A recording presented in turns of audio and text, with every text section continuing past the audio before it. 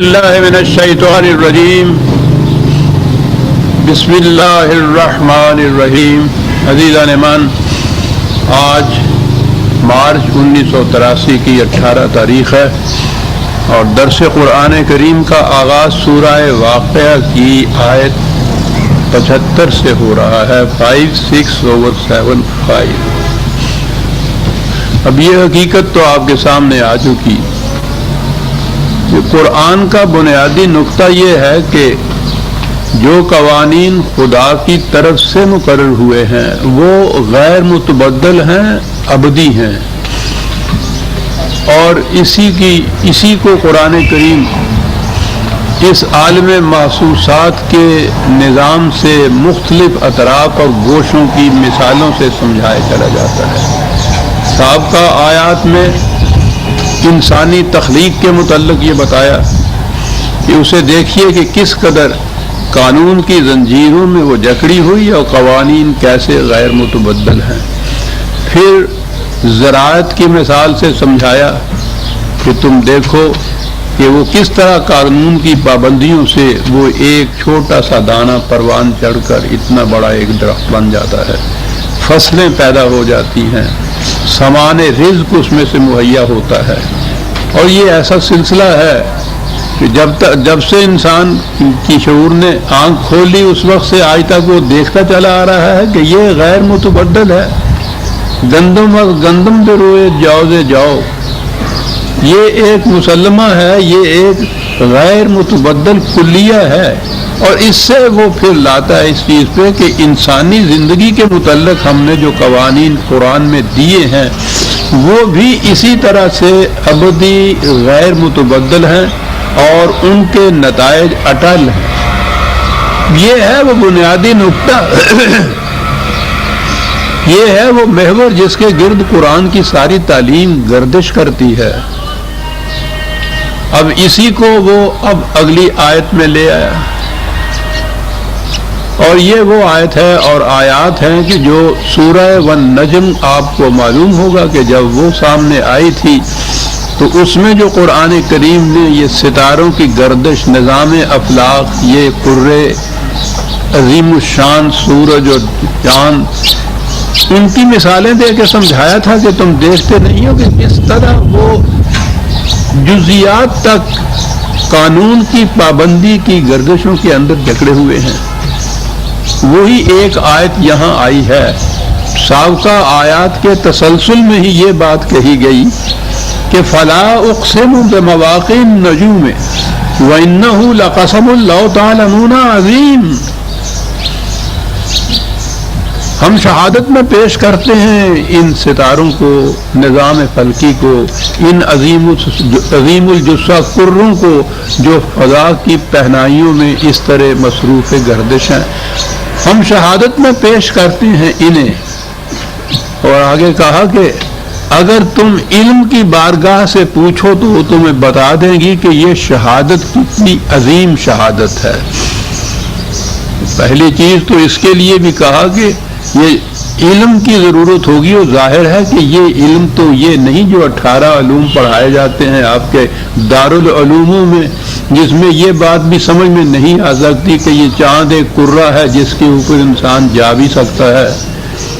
یہاں جو علم کہا گیا ہے تو وہ تو علم الافلاق ہی مراد ہوگا نا اس سے، کہ اگر تم علم کی بارگاہ سے پوچھو تو وہ تمہیں بتائے گا کہ یہ شہادت جو ہم پیش کر رہے ہیں کتنی عظیم شہادت ہے۔ جیمز دین بتا سکے گا اس کو، اللہ مسجد نہیں بتا سکے گا۔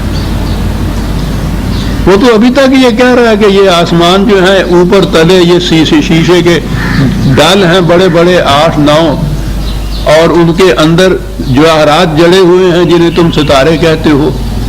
وہ کیا بتائے گا کہ یہ شہادت جو قرآن نے پیش کی ہے کتنی عظیم ہے؟ یہ تو علم الافلاق والا جاننے والا ہی سمجھ سکے گا۔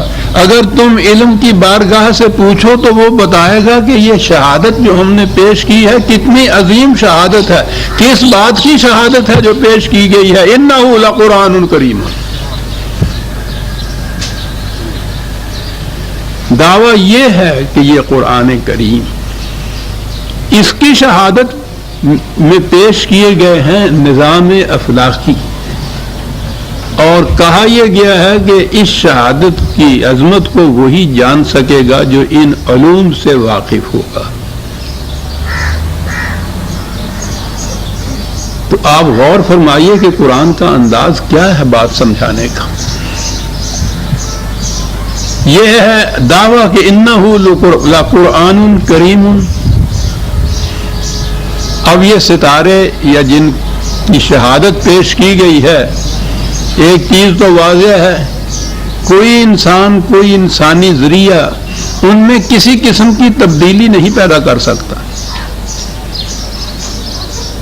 آپ کو سمجھنا پڑے گا کہ ان کی گردشیں کس طرح سے ہو رہی ہیں، ان کے نتائج کیا ہیں۔ یہ نہیں ہے کہ ان میں آپ کوئی تبدیلی پیدا کر سکیں، یہ ہو ہی نہیں سکتا۔ قرآن کے متعلق بھی یہ جب کہا کہ قرآن کریم، ایک تو کریم میں نے عرض کیا تھا کہ عربوں کے ہاں انتہائی صفات اگر کسی کی کوئی بیان کرنی ہو، یعنی جامع صفات کوئی شخص ہو، بلند ترین صفات کا حامل، تو اسے کریم کہتے ہیں۔ اس سے آگے لفظ ہی ان کے ہاں اور نہیں ہے، انتہا ہو جاتی ہے کسی کی صفات بیان کرنے کے لیے۔ تو قرآن بھی کریم، خدا بھی کریم، رسول بھی کریم۔ تو یہ شہادت میں پیش کر رہا ہوں اس بات کی کہ یہ قرآن کریم جو ہے فی کتاب مکنون ہے، یہ محفوظ کتاب ہے۔ ستاروں کی دنیا انسانی دسترس سے محفوظ ہے، ان میں کوئی اپنی مرضی سے تبدیلی نہیں کر سکتا۔ یہ قرآن بھی محفوظ بھی ہے، غیر متبدل بھی ہے، یعنی یہ منفرد ہے، منفردیت ہے اسلام کی یا قرآن کی کہ اس کی کتاب تمت کلمت ربک صدقا وعدلا لا تبدیل لکلمات اللہ، جو قوانین خدا نے دینے تھے انسانیت کے لیے وہ اس میں مکمل ہو گئے، پھر یہ غیر متبدل ہیں، ان میں کوئی تبدیلی نہیں ہو سکتی۔ دو صفتیں تو یہ بتا دی، اور تیسری صفت انا نحن نزلنا الذکر و انا لہ لحافظون، ہم نے اسے نازل کیا ہے، ہم اس کی حفاظت کرنے والے ہیں، مکمل، غیر متبدل، محفوظ، ستاروں کی دنیا کی طرح۔ کیا بات ہے، اس سے بہتر تشریح نہیں دی جا سکتی۔ مکمل، ان قوانین کے اندر کوئی اضافہ نہیں ہو رہا۔ پہلے دن سے انسان نے جو ان کے متعلق قوانین سمجھے ہیں ان کو دیکھتا چلا آ رہا ہے، تحقیق جتنی جی چاہے کرتا چلا جائے۔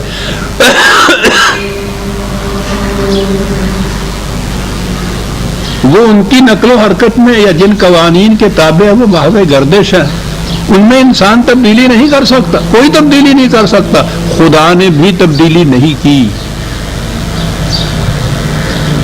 تو پہلی چیز تو یہی ہے اس کے محفوظ ہونے کی کہ ان میں کوئی تبدیلی نہیں کر سکتا۔ قرآن کی بھی یہ صفت فی کتاب مکنون، محفوظ کتاب کے اندر ہے۔ دوسری جگہ اسی کو لوح محفوظ کہا ہے قرآن نے، یہاں کتاب مکنون کہا ہے، حوالہ اس کا لے لیجئے، بل هو قرآن مجید فی لوح محفوظ، لفظ محفوظ یا وہاں مکنون ہے، بات ایک ہی ہوتی ہے، لوح محفوظ۔ یہ ہے 85/21-22۔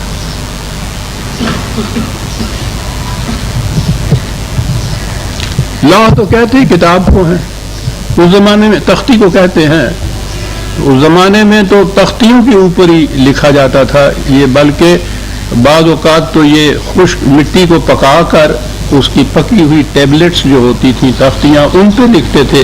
یہ میسوپوٹیمیا، بائبل، نانوا وغیرہ کی کھدائیوں میں جو آثار قدیمہ برآمد ہوئے ہیں ان میں وہ ٹیبلٹس برآمد ہوئی ہیں، قرآن میں ہے الواح موسیٰ علیہ السلام۔ تو اس کے بعد پھر یہ جس چیز پہ بھی کوئی چیز لکھی جائے اس کو پھر لوح کہنے شروع کرتا ہے۔ یہ بچوں کی تختی کو لوح کہتے ہیں، یہ لوح کتاب کو کہتے ہیں۔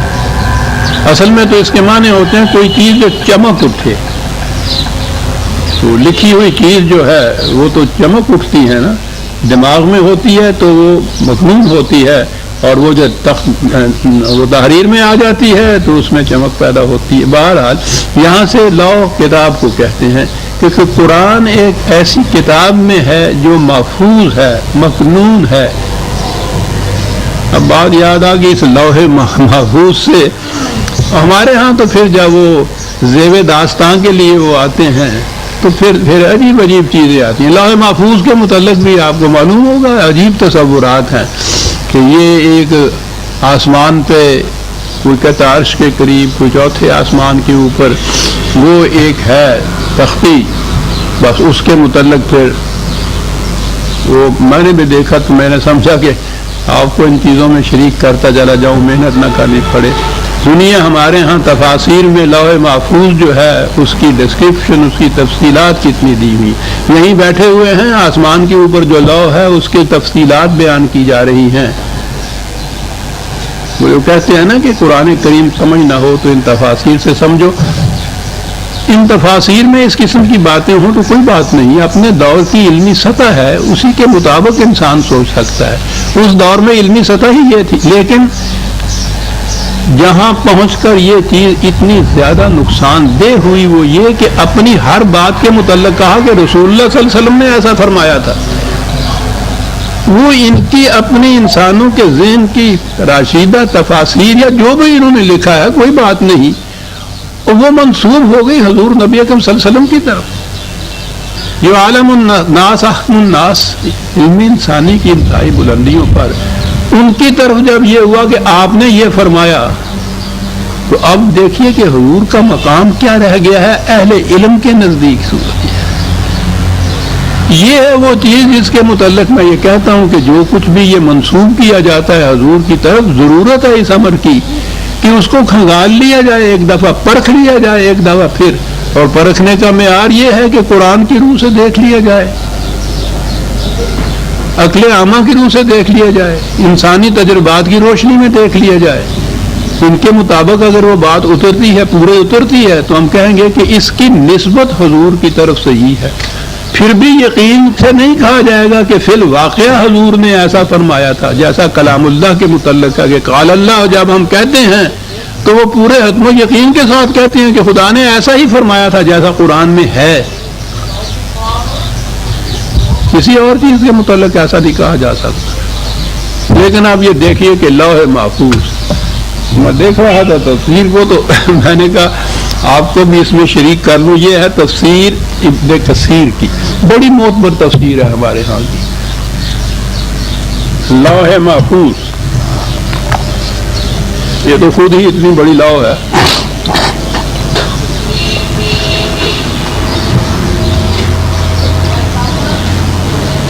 حضرت انس رضی اللہ تعالی عنہ فرماتے ہیں، وہ صحابہ سے روایت ہو جاتی ہے اور بڑی معتبر روایت ہوتی ہے ان کے نزدیک، جو صحابہ سے مروی ہو جاتی، فرماتے ہیں کہ یہ لوح محفوظ حضرت اسرافیل کی پیشانی پر ہے۔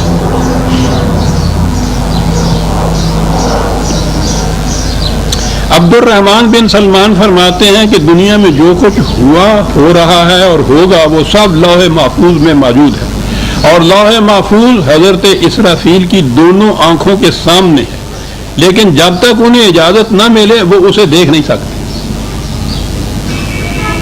دہند ذوق والے لذت نظر نہ دہند، ہم شاعری سمجھتے تھے اس کو، وہ سامنے ہے آنکھوں کے، دیکھ نہیں سکتے اس کو۔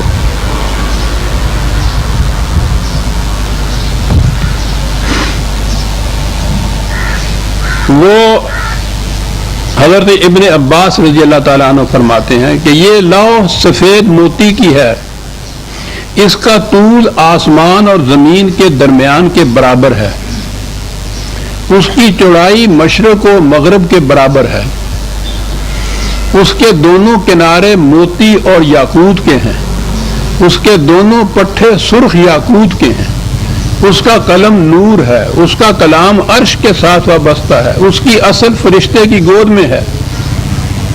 مقاتل فرماتے ہیں کہ یہ خدا کے عرش کے دائیں طرف ہے، عبرانی میں ہے رسول اللہ صلی اللہ علیہ وسلم فرماتے ہیں کہ اللہ تعالیٰ نے لوح محفوظ کو سفید موتی سے پیدا کیا، اس کے صفحے سرخ یاقوت کے ہیں، اس کا قلم نور کا ہے، اس کی کتابت نور ہے، ٹھیک ہے، اور آگے ہے کہ اللہ تعالیٰ ہر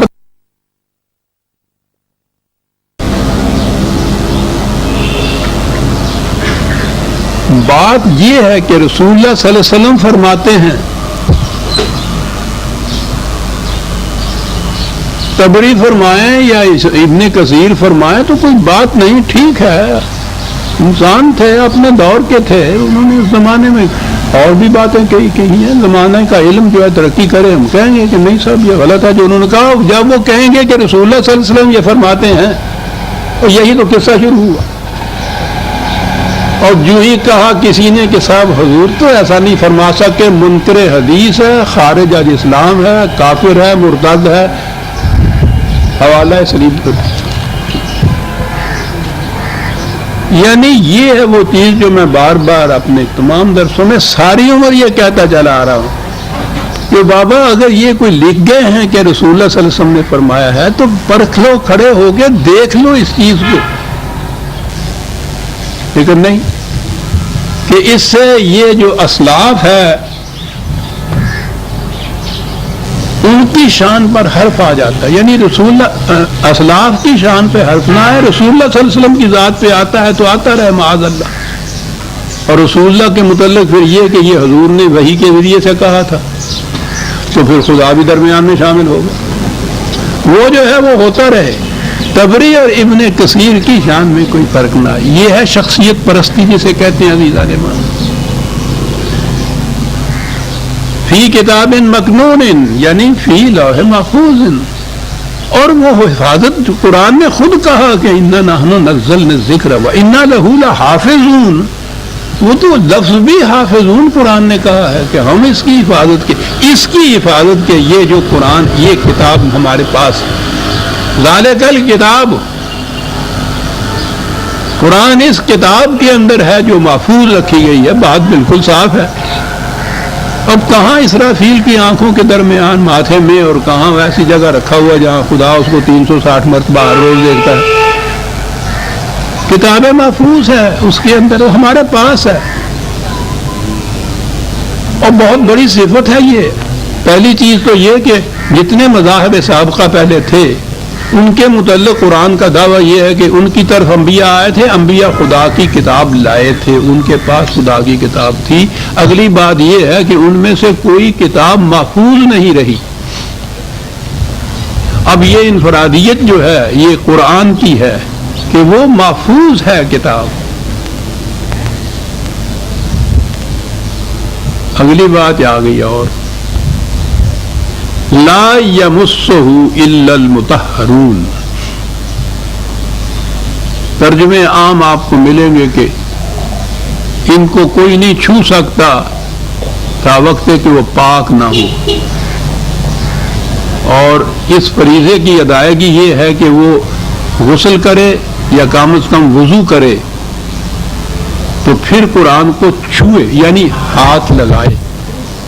یہ مس کے معنی تو ہو گئے وہ چھونا، مطہر کے معنی ہو گئے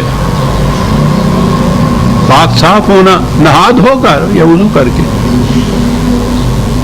پہلی چیز تو یہ ہے کہ یہ ٹھیک ہے کہ جو چیز بھی آپ کے نزدیک باعظمت ہے اس کی عظمت کا اظہار کسی نہ کسی محسوس شکل میں ہوتا ہے۔ آپ جب کسی کو سلام کہتے ہیں تو اس کے ساتھ ہاتھ اٹھتا ہے ماتھے کی طرف، تحریم و تکریم میں تھوڑا سا سر جھکتا ہے۔ آپ ہاں کہتے ہیں تو غیر شعوری طور پر آپ ہاں کہتے ہیں، جب آپ نہ کہتے ہیں تو بالکل یکلت خود بخود سر یوں ہو جاتا ہے۔ یہ آپ کے دل کے جذبات بلکہ خیالات تک جو ہے اس کا اظہار غیر شعوری طور پر بھی آپ کے محسوس اجزاء کی اعضاء کی نقل و حرکت سے بھی ہو جاتا ہے۔ اسی طرح سے یہ میں سمجھتا ہوں کہ قرآن کی عظمت کی یہ کیفیت ہے کہ یہ نہیں ہے کہ گندے اور غلیظ ہاتھوں سے ناپاک طریق کے اوپر بھی ہو تو قرآن کو اس طرح سے پکڑ لے. ٹھیک ہے، یہ بھی ایک چیز ہے، لیکن اتنی سی بات ہی نہیں ہے کہ یہ کیا آپ نے اور قرآن کا یہ جو حکم ہے اس کی تعمیل ہو گئی. وہ حکم تو کچھ اور دیتا ہے اس کے ساتھ. میں عرض کرتا ہوں کہ یہ اگر نہ بھی ہم کہیں کہ خدا نے کہا ہے کہ پاک اور صاف غسل کر کے ہاتھ دھو کے صاف قرآن کو ہاتھ لگاؤ، تو عقل انسانی کا بھی تقاضا یہ تھا کہ پاک و صاف ہو کے اتنی باعظمت کتاب کو یہ کھولے. لیکن وہ تو بات ہی کچھ اور کہا گیا ہے. یہ لفظ ہے یمسو عربی زبان میں، جس کو چھونا انہوں نے کہا. لمس بھی ہے عربی زبان میں، مس بھی ہے عربی زبان میں. لمس تو صرف چھونے کو کہتے ہیں. یہ جو مس ہے یہ آپ کے ہاں بھی استعمال ہوتا ہے اتفاق سے اردو میں کہ جی اسے تو کہ لطیفہ سے مس تک بھی نہیں ہے. کیا معنی ہوتے ہیں اس کے؟ معنی ہم دوسری لفظوں میں کہتے ہیں کہ اس نے تو اسے چھوا تک نہیں. اس کے معنی یہ نہیں ہوتے کہ اس نے ٹچ نہیں کیا اس کو. اس کے معنی یہ ہوتے ہیں کہ ذرا بھی نہیں سمجھا، اسے اس کا ادراک ہی نہیں ہے، فہم ہی نہیں ہے، سمجھا ہی نہیں ہے، جانتا ہی نہیں ہے، ادراک ہی نہیں ہے. یہ معنی ہوتے ہیں. عربی زبان میں بھی لمس اور مس میں یہ فرق ہوتا ہے. مس کے بنیادی معنی ہی وہ طلب و جستجو اور پا لینا کسی چیز کو کہتے ہیں، حاصل کر لینا، ادراک ہونا اس کا. شرط اگلی یہ لگائی قرآن نے کہ اس کا ادراک کسے ہو سکے گا. اب اگلے لفظ ہے مطہرون. ٹھیک ہے، طہر طہارت یہ لفظ جو ہے اس کے معنی جسمانی پاکیزگی کے بھی ہیں، لیکن جسمانی پاکیزگی نہیں. قرآن میں دیکھیے تو یہی لفظ ہے جسے ہم یہ طہارت کہتے ہیں، طہر کہتے ہیں.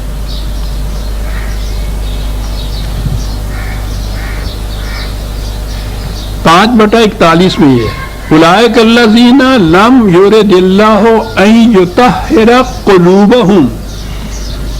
ذکر آ رہا ہے ان کا جو قرآن کو وہ تو عرب تھے، عربی زبان میں قرآن تھا، جس کو پڑھتے تھے کہنے لگے کہ نہیں ان کی سمجھ میں نہیں آتا، یہ نہیں مانتے، اس لیے کہ ان کا قلب جو ہے وہ مطہر نہیں ہے.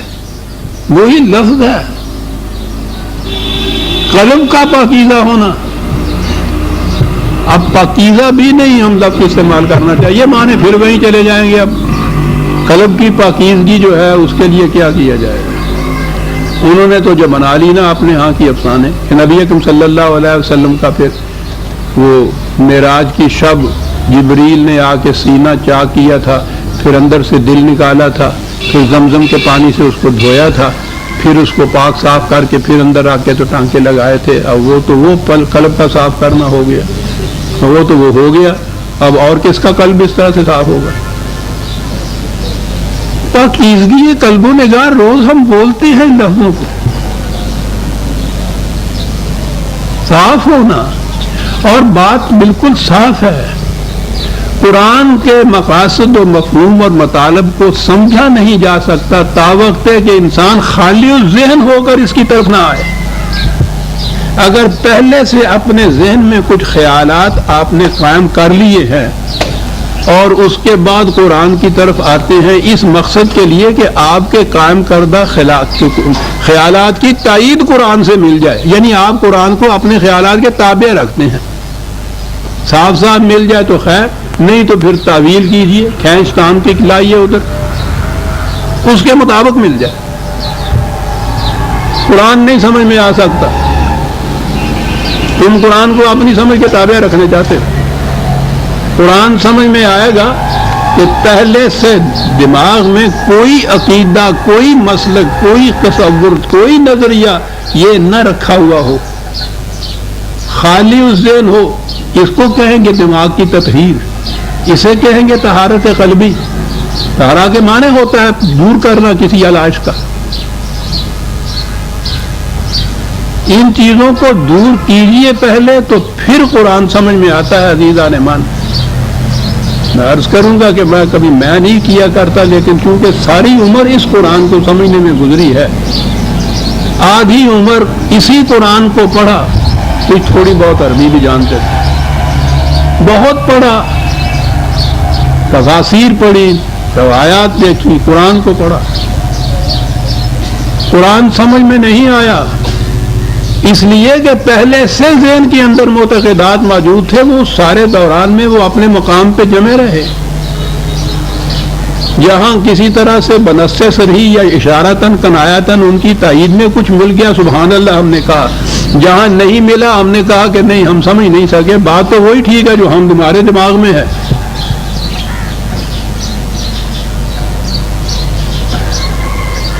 آدھی عمر قریباً یا تہائی عمر، آج عمر تو بڑھ گئی ہے، اسی میں صرف ہو گئی اور اسی مقام پہ رہے جو اعتقادات پہلے ذہن میں تھے۔ اپنی واردات بتا رہا ہوں، اور جب یہ بات سمجھ میں آئی کہ قرآن سمجھا اس صورت میں جائے گا، لا الہ پہلی ضرورت ہے صاحب اس کے بغیر، لا الہ کے بغیر الا اللہ تک پہنچ ہی نہیں سکتا۔ وہ تو کیا پوچھتے ہو خدا تعالیٰ کی یہ کیا کر گیا، وہ دو فکروں میں، دو لفظوں کے اندر بات ساری کہہ گیا ہے۔ لا الہ ہے تطہیر قلب و دماغ، ہر قسم کا الہ دماغ سے الگ ہو جانا چاہیے، یوں خالی الذہن ہو کر قرآن کی طرف آئیے، اور پھر دیکھیے کہ کس طرح الا اللہ سامنے نہیں آتا۔ لیکن جہاں صورت یہ ہو کہ کوئی شے قرآن کی جو ہے آپ کے کسی پہلے سے قائم کردہ عقیدے، کسی بزرگ یا اسلاف میں کسی کے قول، وہ بھی تو ہمارے ہاں یہ درجہ لیے ہوئے ہیں نا، اس کے خلاف ہوا اور آپ کانپ اٹھے کہ ہیں اس کے خلاف یہ بات، نہیں نہیں نہیں نہیں، میں سمجھا نہیں ہوں۔ بہرحال قرآن یہ نہیں کہہ سکتا، یعنی جو انہوں نے فرمایا ہوا حضور نے، اس کے خلاف نہیں کہہ سکتا۔ عزیزان ایمان پہ سب سے پہلے تو اپنا حضور نکال لیا دماغ سے، پھر اس کے بعد ہر انسانی حضور کو دماغ سے نکال لیے، پھر حضور باری تعالیٰ آئے گا، خالی مکان میں آئے گا، پہلے سے بسا ہوا ہوگا ذہن اور قلب کے اندر کوئی اور، تو وہ اس صورت میں نہیں آئے گا۔ یہاں عام طور پہ ہم اس مکان میں داخل نہیں ہوتے جہاں پہلے سے کوئی بسا ہوا ہو، پہلے کہتے ہیں کہ صاحب اس کرایہ دار کو نکالو پھر ہم جائیں گے اندر۔ قرآن اور اس کے بعد اگلی بات عزیزان ایمان، جب آپ کسی فرقے سے متعلق ہو جائیں گے تو قیامت تک قرآن سمجھ میں نہیں آئے گا۔ اسلام تو وہ ہوگا جو اس فرقے کے معتقدات ہیں، انہیں آپ چھوڑ ہی نہیں سکتے، قرآن کو کیا سمجھو گے؟ یہ تھی وہ مشکل، اور فرقہ پھر ایک نہیں، ان کے کہنے کے مطابق 72 اور ویسے 72,000، تو قرآن کس طرح سمجھ میں آئے؟ یہ دشواری تھی جس کے متحد کہا کہ قرآن صرف تلاوت کے لیے ہے، اس سے ثواب ہوتا ہے، کچھ اپنے پاس رکھ لیا کرو اور کچھ پارسل کر کے مردوں کو پہنچا دیا کرو، بس اس کا مصرف یہ رہ گیا، بس وہاں تو یہ ہوا۔ باقی رہا قرآن سے اسلام متعین کرنا، عقائد متعین کرنا، زندگی کے مقاصد متعین کرنا، یہ سارا کچھ جو ہے وہ روایات نے، فقہ نے، تفاسیر نے وہ کر دیا، وہ تمہارے فرقے نے کر دیا ہے تمہارے لیے، یوں کہیے نا۔ اب اسی فرقے بندی کے کو ساتھ رکھتے ہوئے قرآن کی طرف آئیے تو معاف فرمائیے، میں کسی خاص فرقے کے خلاف یا کوئی تنقید نہیں کر رہا، ذہن میں رکھ کے آئیے تو اسی قرآن سے، میں چھوٹی سی مثال دیتا ہوں، اسی قرآن سے وضو میں پانی کے پاؤں دھونے کا بھی آپ کو مل جائے گا، اگر آپ اس طرح سے سننی ہے، پاؤں پہ مسح کرنے کا بھی مل جائے گا اگر آپ دوسرے فرقے سے متعلق ہیں۔ اور قرآن کہتا ہے کہ اس کے من جانب اللہ ہونے کی دلیل یہ ہے کہ اس میں متضاد بات نہیں ہے، چھوٹی سی بات ہے، یہ محسوس سی بات ہے کہ پاؤں دھویا جائے یا مسح کیا جائے، دونوں کو قرآن سے یہ مل رہا، کوئی عقیدے کا تضاد نہیں ہے کہ اس میں آپ یہ کہیں کہ نہیں صاحب کچھ یوں تعویل سی کر لیجیے، محسوس چیز ہے، دھونا یا مسح کرنا، چھونا، دونوں کو مل جائے گا۔ یہ کوئی فرقہ بھی یہ نہیں دعویٰ کرتا کہ میں قرآن کے خلاف عقائد رکھتا ہوں. تو قرآن سے باہر کم از کم 72 قسم کے عقائد مل جاتے ہیں نا. پھر ان کو یہ کیوں مل جاتے ہیں؟ پہلے سے اپنے عقائد و نظریات کو ذہن میں محکم طور پر رکھ کے پھر قرآن کی طرف آتے ہیں. پھر وہ جس طرح سے ملتے ہیں ان سے پوچھیے جنہوں نے یہ پڑھا ہے کہ یہ کیسے کیسے پھر قرآن کو اپنے ان تصورات کے تابع کیسے لاتے ہیں. ان کے تابع لاتے ہیں قرآن کو. ہنسی آتی ہے عزیزان من، مذاق انگیز صورت بعض اوقات، بعض کیا اکثر اوقات ہو جاتی ہے یہ، لیکن عقیدہ ہے انسان کا، وہ اسی کے اوپر جھومتے ہیں. قطعاً نہیں سمجھ میں آ سکے گا. عزیزان من یہ سن رکھیے، نہ قرآن سمجھ میں آئے گا، نہ آپ کے ہاں کوئی اسلامی نظام قائم ہوگا جب تک آپ قرآن کی طرف ان تمام تصورات کو الگ کر کے نہیں آئیں گے.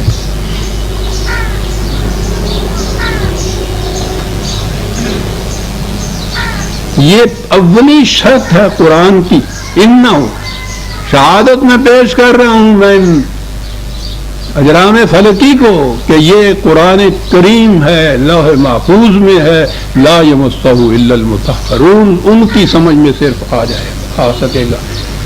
اقبال کے الفاظ میں کہ کھویا گیا جو مطلب ہفتاد و دو ملت میں. آپ دیکھیے کہ اسی طرح فرقہ بندی کو کیسے وہ اطاعت کرتا ہے. کھویا گیا جو مطلب ہفتاد و دو ملت میں، سمجھے گا نا تو جب تک بے رنگ نہ ہو ادراک. صبغۃ اللہ ونحن، ایک ہی رنگ ہے جو خدا کا رنگ ہے. وہ رنگ اس وقت چڑھے گا جو پہلے دماغ رنگین نہیں ہوگا. پہلے رنگ کے اوپر دوسرا رنگ نہیں آئے گا، اس کو دھونا پڑے گا پہلے سے. سمجھے گا نا تو جب تک بے رنگ نہ ہو ادراک. دوسری جگہ وہ یہ کہہ رہا ہے کہ بیان میں نقطہ توحید آ تو سکتا ہے، تیرے دماغ میں بت خانہ ہو تو کیا کہیے. عزیزان من، جب تک لا الہ ان بتوں کو نہ نکالیں گے آپ حریم کعبہ سے، اپنے قلب اور دماغ کے قبلہ سے، کعبے سے، اس وقت تک تو نبی اکرم صلی اللہ علیہ وسلم نے جو تاریخ بتاتی ہے کعبے میں اس وقت قدم رکھا تھا جب پہلے سے اس کے اندر بسے ہوئے بتوں کو نکال باہر نہیں کیا تھا. وہ تو محسوس بت تھے، پتہ چل گیا کہ رکھے ہیں، پتہ چل گیا باہر ہے. یہ جو دماغوں کے اندر چمٹے ہوئے بت ہیں، اور پھر وہ بت تو پھر بھی وسن کہتے ہی اس کی وجہ سے تھا کہ وہ ایک جگہ جمع ہوئے ہوتے ہیں. لفظی وسن ہے ان کے لیے عربی زبان میں. یہاں تو کیفیت یہ ہے کہ رحمت اقبال را در کعبہ اے شیخ حرم، کعبے کے حرم میں اقبال کو نہ جانے دینا، اس لیے کہ ہر زمان در آستی دارد خدا بندے دیگر. یہ تو اپنے آستی میں خداؤں کو چھپائے ہوئے ہے اور ہر زمان ایک نیا خدا ہوتا ہے.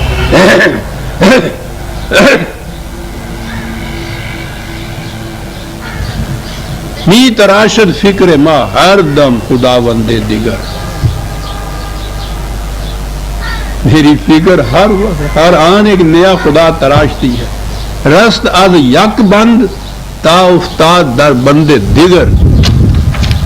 ایک خدا کی زنجیر سے چھٹکارا ہوتا ہے، دوسرے کی زنجیر میں پھنس جاتا ہوں میں.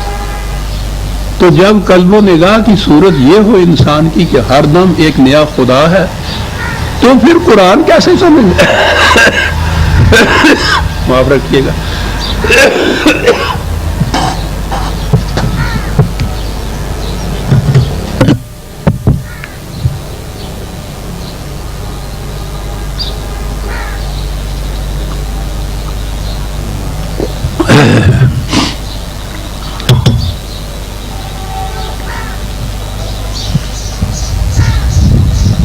کہتے ہیں نا یہ حضرات کہ جی دین بڑا آسان ہے. کیسے؟ لا یمسہ الا المطہرون. بات تو یہ ہے، آپ اندازہ لگائیے یہ کوئی آسان بات ہے. عقیدہ انسان کا عزیز ترین متاع ہوتا ہے، جان دے دیتا ہے، عقیدہ نہیں چھوڑتا، اس قدر دل کی گہرائیوں میں اترا ہوا ہوتا ہے۔ وہ اشربوا فی قلوبہم العجل، قرآن نے کہا بنی اسرائیل کے متعلق کہ تم نے اس گوسالہ جو تھا ان کا معبود، ٹھیک ہے اس کو پیس بھی ڈالا، پھینک بھی دیا، لیکن ان کے تو دل کی گہرائیوں میں اس کی عقیدت اتری ہوئی ہے، اس کو کیسے نکالو گے وہاں سے؟ بڑا مشکل مرحلہ ہے، لیکن لا یمسہ الا المطہرون صاحب اس کے معنی یہ ہیں کہ انسان اگر معاف رکھیے گا جنابت وغیرہ میں ہے تو غسل کرے، نہیں تو کم از کم وضو کرے، تو قرآن کے اس حکم کی تکمیل ہوگا۔ بس یہ وضو کر کے قرآن کی طرف آ جائے تو پھر اس کو مس کرے، اس کو چھوئے، بڑا آسان ہو گیا۔ اپنے عقائد، اپنے نظریات، اپنے مسالک اپنی جگہ پہ قائم رکھو، وضو کر کے قرآن کو چھو لو، اس کو پڑھ لیجئے، خدا کے حکم کی تکمیل ہو گئی جناب۔ پھر سمجھے کیا 72 قسم کا قرآن سمجھے نا، پھر عملاً یہ بتایا نا دنیا کو کہ اس میں اتنا تضاد ہے۔ دعویٰ من جانب اللہ ہونے کا یہ ہے قرآن کا کہ یہ اگر یہ خدا کے سوا کسی اور کی طرف ہوتا لوجدوا فیہ اختلافا کثیرا،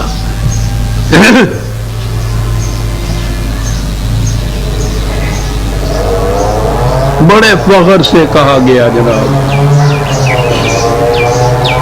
دیوبند سے یہ چیز آئی تھی، غالباً مولانا دریا آبادی نے تفسیر لکھنی شروع کی،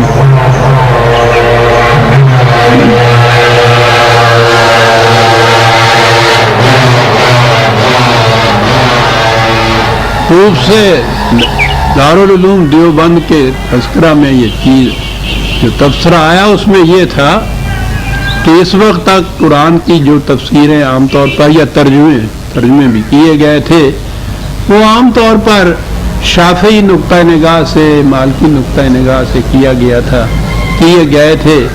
ہم پڑھنے پہ مجبور تھے، کیا کرتے، پڑھا جاتا۔ للہ الحمد کہ اب ایک خالص حنفی نقطہ نگاہ سے قرآن کا ترجمہ آ گیا ہے، قرآن کا حنفی ترجمہ۔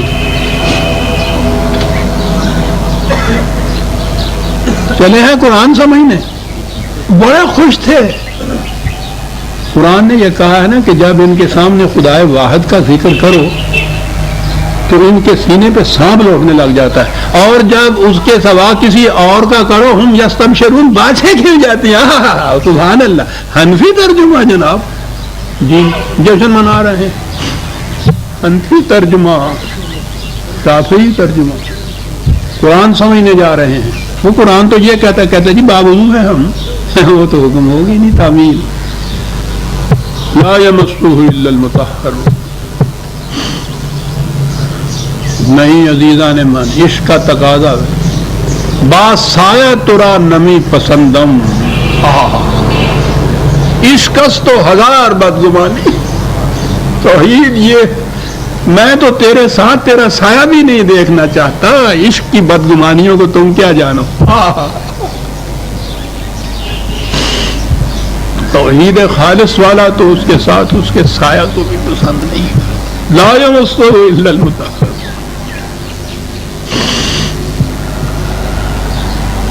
اور یہ سب کیوں ہے ایسا یہ قرآن؟ اس لیے کہ تنزیل من رب العالمین،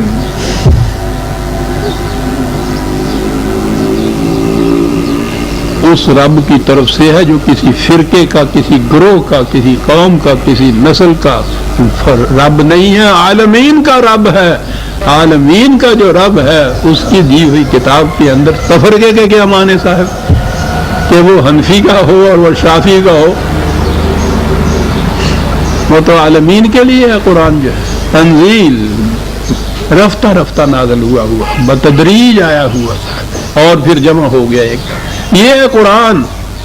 فلا اقسم بمواقع النجوم، میں ستاروں کی گردشوں کو شہادت میں پیش کرتا ہوں کہ یہ ہے قرآن۔ تنزیل من رب العالمین، اور آگے بات یہ سب کچھ کہہ کے قرآن کے متعلق کہا کہ افا بہذل حدیث انتم مدہنون، اور کہا اس قسم کی کتاب سے تمہاری کیفیت یہ ہے۔ لفظ کیا بات یہاں آئی ہے صاحب، مدہنون،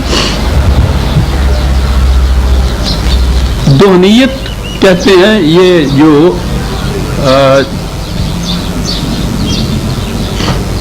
دودھ کے اندر چکناہٹ ہوتی ہے یا کوئی بھی چکناہٹ جو ہو وہ ہوتا ہے دہن. کسی فرش کے اوپر کہیں تھوڑا سا دودھ گر گیا ہو، اس پہ سے آپ معلوم نہ ہو، اس پہ چل کے دیکھیے وہ جاتا ہے پھسل کے آدمی. چکناہٹ جو ہوتی ہے اس سے پھسلتا ہے انسان. اسی لیے ان عربی زبان والوں نے بات تو یہاں تھی چکناہٹ کی، اس کے بعد پھر مداہنت آپ کو معلوم ہے نا لفظ ہم بھی استعمال کرتے ہیں. اس کے معنی کمپرومائز کرنا ہوتا ہے، پھسل جانا ہوتا ہے اپنے مقام سے. حق کے معنی ہوتے ہیں جو پہاڑ کی طرح اٹل ہو، کسی طرح بھی اپنے مقام سے ادھر ادھر ہٹے نہیں، پھسلے نہیں. چنانچہ نبی اکرم صلی اللہ علیہ وسلم کے متعلق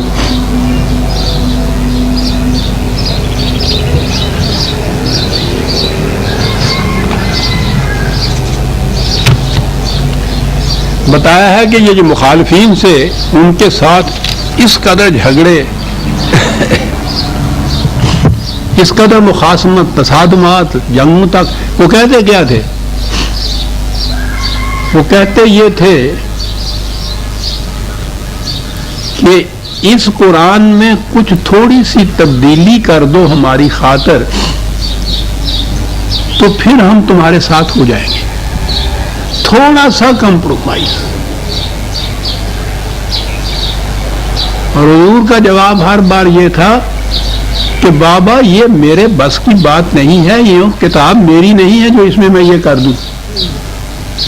وہ تو کسی اور کی ہے، میں تو صرف پہنچانے والا آیا ہوں. اگر چٹھی رسان درمیان میں خیانت شروع کر دے تو چٹھی رسانی کا فریضہ ہی اللہ نہیں دے سکتا، تو میں اس میں کچھ نہیں کر سکتا.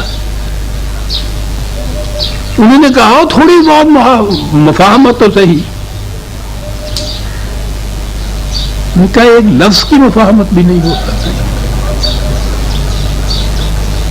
نو کمپرومائز، کوئی مفاہمت نہیں، کوئی نظریہ ضرورت اس کے اندر کام نہیں دے سکتا. اٹل ہے اپنے مقام کے اوپر، پہاڑ کی طرح محکم ہے. اسی کے لیے یہ چیز تھی. وہ کہتے تھے ودو لو تدہنو فیدہنون. وہ لفظ میں مداحنت کے معنی پیش کر رہا ہوں قرآن سے 68/9. اس لیے قرآن حضور سے کہا فلا تطع المکذبین، یہ تکذیب کرنے والے ہیں. یہ کہتے ہیں کہ تو تھوڑا سا اپنے مقام سے پھسل جا، ہٹ جا، ہم اپنے مقام سے ہٹ جائیں گے. قرآن نے یہ کہا ہے اور میں بھی اپنی مثال میں بیان کیا کرتا ہوں کہ حق تو وہ ہے جو اپنے مقام پہ اٹل ہے. جھگڑا یہ ہو رہا ہے کہ ایک شخص کہہ رہا ہے کہ 2 اور 2 4 ہوتے ہیں، وہ کہتا ہے نہیں غلط کہتے ہو، 2 اور 2 6 ہوتے ہیں. اب جھگڑا ہو رہا ہے صاحب. کبھی تو آپس میں ہی ہوتا ہے، کبھی وہ ایک مصالحت کرانے والے آ جاتے ہیں کہ بھائی یہ تو بات غلط ہے، تو تم اپنے اصرار کر رہے ہو اپنے موقف کے اوپر. اس طرح سے تو منہ منگیا کہ موت بھی نہیں ملتی ہے گی. یہ جھگڑے یوں نہیں نپٹا کرتے. اس میں تو یہ ہے کہ کچھ تم بڑھو کچھ وہ ہٹے اور ایک مقام پہ صلح ہو جائے. تم 2 اور 2 4 بھی غلط، 2 اور 2 6 بھی غلط، میں بتاتا ہوں 2 اور 2 5 پہ مان جاؤ. قرآن کہتا ہے کہ وہ جو 6 کہہ رہا تھا اس کی تو اس میں بھی جیت ہے. اگر 5 ہو، جو تم 4 کہتے تو تم تو اسی وقت ہار گئے، اور تم تو 4.25 بھی نہیں کہہ سکتے. حق پہ کھڑا ہوا جو اپنے مقام کے اوپر محکم ہوتا ہے، یہ ضد نہیں ہوتی، یہ اصول پرستی ہوتی ہے.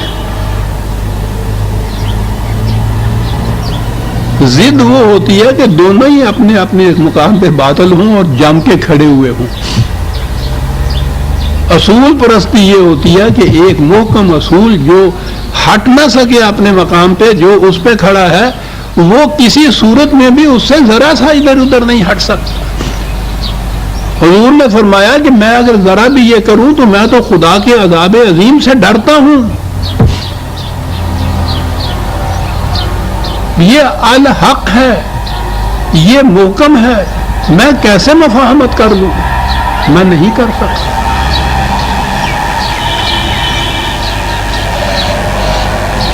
یہ جو شرکت ہے، ہاں پھر اقبال آ گیا کہ باطل دوئی پرست ہے، حق لا شریک ہے، شرکت میں آنا ہے حق و باطل نہ کر قبول.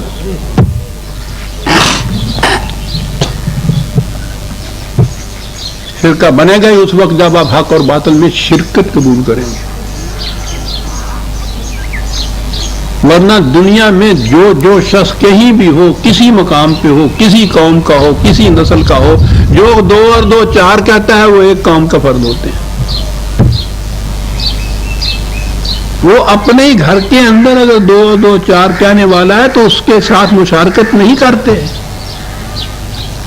وہ شرکت میں آنا ہے حق و باطل ہو جائے گا، وہ نہیں کریں گے.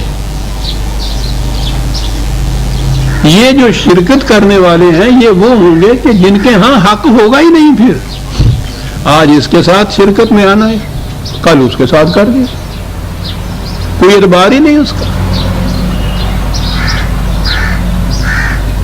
قرآن نے جو کہا ہے دنیا کو کہ تم اسو مانو گے تو امین بھی ہے، یہ تمہیں یہ امن دے دے گا.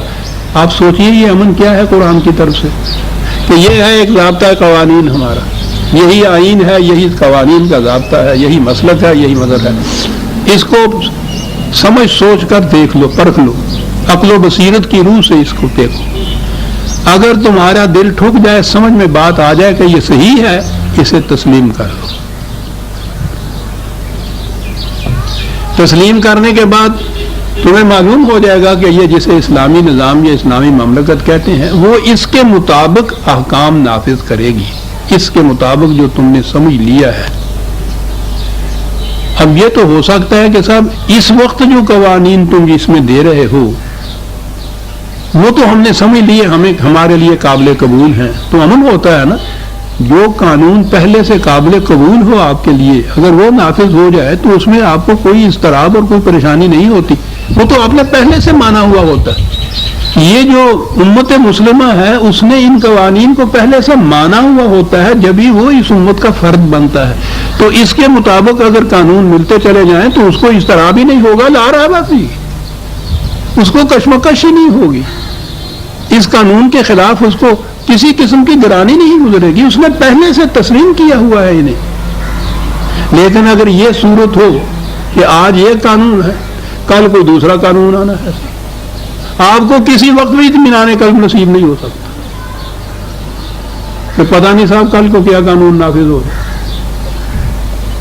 ٹھیک ہے جی، اس وقت تو ہم سمجھتے ہیں کہ یہ ٹھیک ہی ہے، لیکن اس کا کیا اعتبار ہے کہ کل کو اس کو الٹ ہی دیا جائے، منسوخ کر دیا جائے، اس کی جگہ کوئی دوسرا لے آیا. کبھی اطمینان نصیب نہیں آپ کو ہو سکتا. اگر یہ ہو کہ جو لاز آج ہم قابل اطمینان سمجھتے ہیں ان میں جس وقت دی جائے تبدیلی ہو جائے، کبھی آپ کو اطمینان نصیب نہیں ہو سکتا. اگر یہ یقین ہو کہ جو تم نے آج مانا ہے ابدالآباد تک اس میں کبھی تبدیلی نہیں ہوگی، لا تبدیل لکلمات اللہ، صحیح اطمینان اور امن نصیب ہوتا ہے. اور جسے امن نصیب ہوتا ہے مومن ہوتا ہی وہ ہے، اس کے تو مادہ ہی امن ہے مومن کا. تو جب بھی اطمینان اور گیا آپ کے دل سے، مومن ہونا ختم ہو گیا، کیونکہ امن نہیں رہا. اور امن کی یہی صورت ہے کہ وہ اٹل اپنے مقام پہ ہو، لا تبدیل، کہ نہیں کبھی نہیں بدلا جائے گا. عزیزان مان، قرآن نے تو اس امن کی، یا خدا نے تو اس امن کی گارنٹی اس حد تک دی کہ یہ تو ہو سکتا تھا کوئی کہہ دے کہ ہاں صاحب اس کے بعد کوئی انسان اس میں تبدیلی نہیں کر سکتا. یہ تو ہو سکتا ہے نا کہ خدا ہی کوئی تبدیلی کر دے، بعد اس کے کوئی رسول ایسا پھر آ جائے جو اس میں تبدیلی کرے. خدا نے کہا کہ ہم نے نبوت کو ختم کر دیا، بابا نہ کوئی رسول آئے گا نہ تبدیلی ہوگی اس کے اندر. وہ اتنا بڑا امن قیامت تک کے لیے دے دیا. اللہ اکبر، اللہ اکبر، اللہ اکبر. کتاب دے دی مکمل غیر متبدل، گارنٹی دے دی کہ ہم نہیں کریں گے. یہاں تک کہہ دیا کہ بھروسہ رکھو، کوئی آنے والا آ کے بھی یہ نہیں تم سے کہے گا کہ یہ تبدیل ہو گیا ہے. کیوں ہوا نہیں اطمینان نصیب؟ نہ آپ کو ہوئے نا مومن. امن ہوا نا آپ کو نصیب. اس لیے افا بحاظل حدیث ہم تم وہ اس قسم کی کتاب کے متعلق تم کہتے ہو کہ کمپرومائز یا مفاہمت کر لی جائے, یہاں سے کہتے ہو کہ تھوڑا سا پھسل جائے. عزیزان ایمان ذرا توجہ سے سنیے گا اگر لفظ کہ یہ سارا کچھ تم کیوں چاہتے ہو ایسا کرنا, کیوں اس کا مطالبہ کرتے ہو, کیوں یہ روش اختیار کرتے ہو, کاہے کے لیے یہ کرتے ہو. وَتَجْعَلُونَ رِزْقَكُمْ روٹی کمانے کا ذریعہ بنا لیا ہوا تم نے. اف بڑی دکھتی ہوئی رگ پکڑی گئی.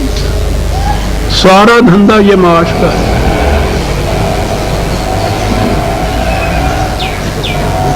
یہ جو تم اپنے فرقے کے ساتھ چمٹے ہوئے ہو ہے کیا بات جناب. اس محلے کے اندر ایک مسجد, اس مسجد کے اندر فلاں حنفی قسم کے امام وہ امامت کرا رہے ہیں تک دوسرے عقیدے کا کوئی آ گیا, انہیں کے ہاں کا بریلوی حنفی جو آ گیا, اب اس مسجد کے اندر تو وہ بیٹھا ہوا ہے, اس کی قسم کی نماز پڑھائی جا رہی ہے. یہ کیا کرے. تعلیم یہ دی جاتی ہے 9-10 سال عزیزان ایمان ان طالب علموں کے ان دارالعلوموں کے اندر بسر ہو جاتے ہیں. 9-10 سال.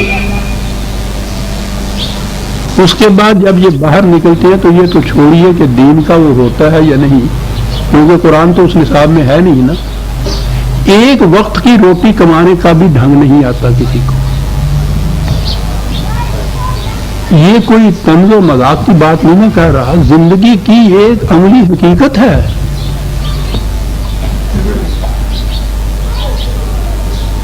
کیا کہے گا یہ صاحب کے بچے تو ہیں نہیں, مٹی کھا کے گزارا کر لیں گے. وہ ایک مسجد تھی اس میں وہ بیٹھا ہوا, اس کا رزق وہاں لگا ہوا, یہ کیا کرے وہاں. پھر یہ وہاں کہے گا ان کو کہ یہ جو نماز تمہیں پڑھا رہا ہے نا یہ صحیح نہیں ہے, باطل ہو رہی ہیں تمہاری نمازیں. صحیح نماز جو ہے وہ میرا فرقہ پڑھائے گا. اس کے لیے ضروری ہے کہ یہ ایک الگ جماعت ہو, اور ضروری ہے کہ الگ مسجد ہو, ضروری ہے الگ امام ہو. اب اس کی روٹی اسی صورت میں وہاں لگ سکتی ہے کہ یہ اس مسجد سے الگ مسجد بنائے.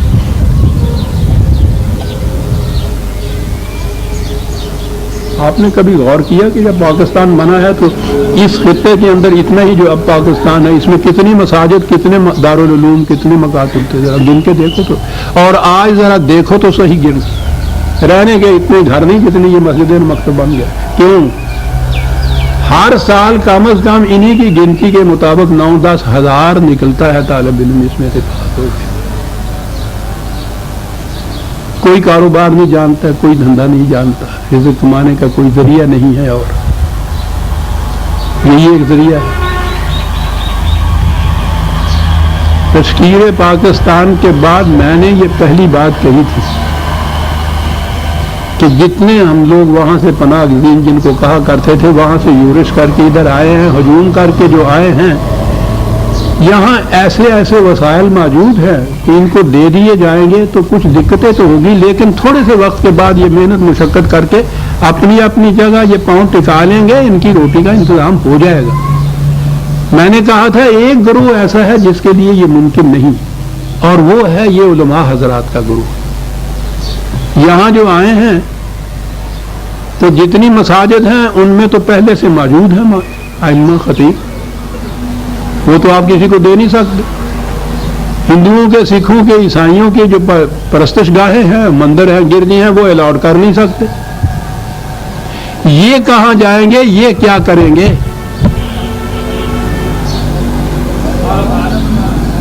میں نے یہ تجویز کی تھی کہ ان کے لیے باعزت روٹی کا انتظام کیجیے, اور آئندہ کے لیے نجی طور پر یہ جو کچھ بن کے نکلتے ہیں اس کو ختم کر دیجیے, ورنہ مستقل مصیبت رہے گی اقتصادی طور پہ بھی آپ کے ہاں, اور اقتصادی نہیں ہوگی, یہ سیاسی مشکل ہوگی. میں نے یہ آگے یہاں یہ چیز کہی تھی, کون سنتا ہے. آج اندازہ لگا لیجئے سب سے بڑی پرابلم یہ ہے آپ کے ہاں.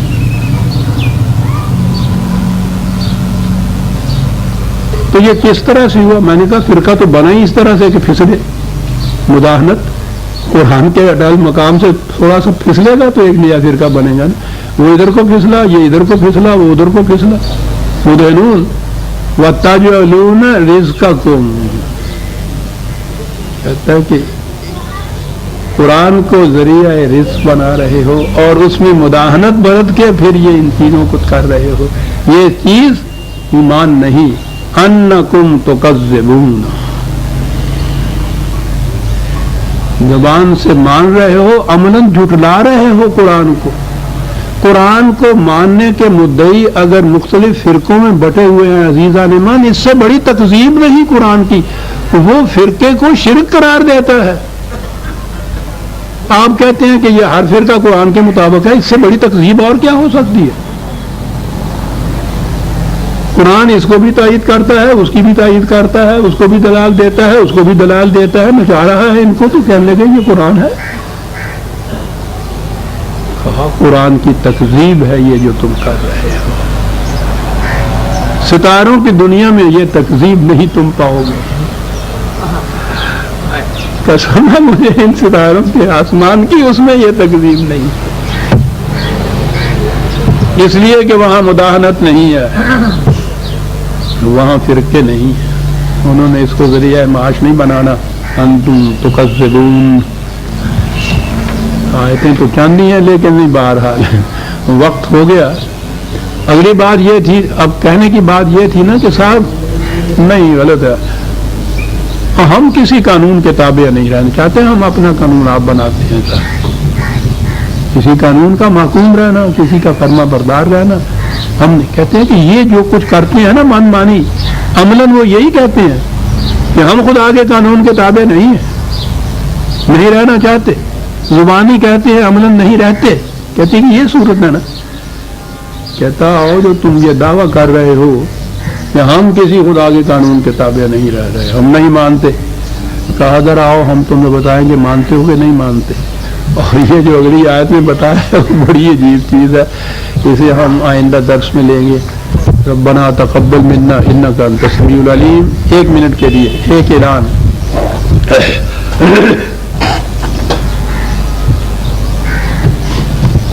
کوئی کام بھی آپ نے کرنا ہو اس کے لیے پہلی چیز ہوتی ہے اس کام کرنے کا عزم۔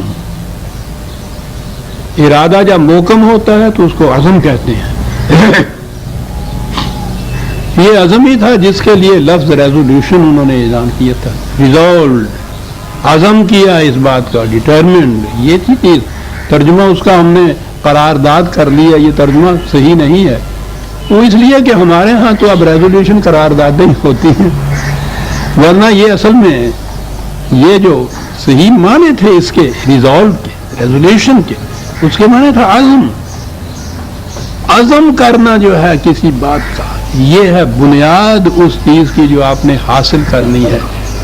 ہم نے عزیزان ایمان یعنی اس ملت اسلامیہ نے ایک عزم کیا تھا، عزم کا اظہار کیا تھا، اعلان کیا تھا دنیا کے سامنے 23 مارچ 1940 کو۔ زندہ قوم اگر کوئی ہوتی تو اس کے نزدیک یہ دن، جس دن اس قوم نے کوئی عزم کیا تھا یا اس کا اظہار کیا تھا، ہمیشہ کے لیے یادگار ہوتی، اور اس کے شایان شان اس یادگار کو تازہ رکھا جاتا۔ یہ جو کہتے ہیں نا منایا جاتا، یہ منانے والی بات جو ہے یعنی منانا نہیں ہے، اس کی یاد کو تازہ رکھنا ہے تاکہ معلوم ہو جائے کہ تم نے یہ عزم کیا تھا۔